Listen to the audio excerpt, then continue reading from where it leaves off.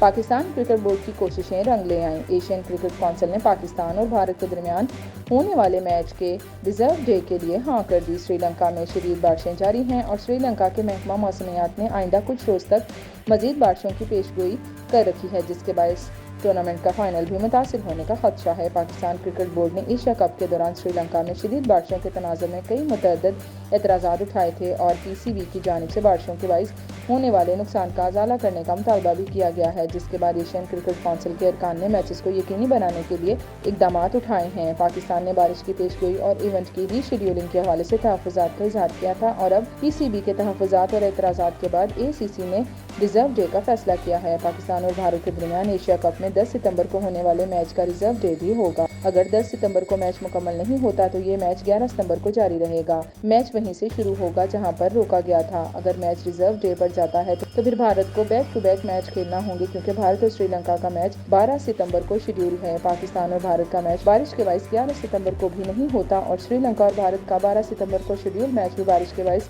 Wash out हो जाता है, तो इस सूरत में पाकिस्तान बराह रास्त फाइनल में पहुंच जाएगा और दूसरी फाइनलिस्ट टीम का चुनाव ट्रांसफर होगा। एशिया कप का 17 सितंबर को होने वाला फाइनल भी बारिश के बायस मुतासिर होने की सूरत में दोनों फाइनलिस्ट टीमें मुश्तरका फातेह करार पाएंगी।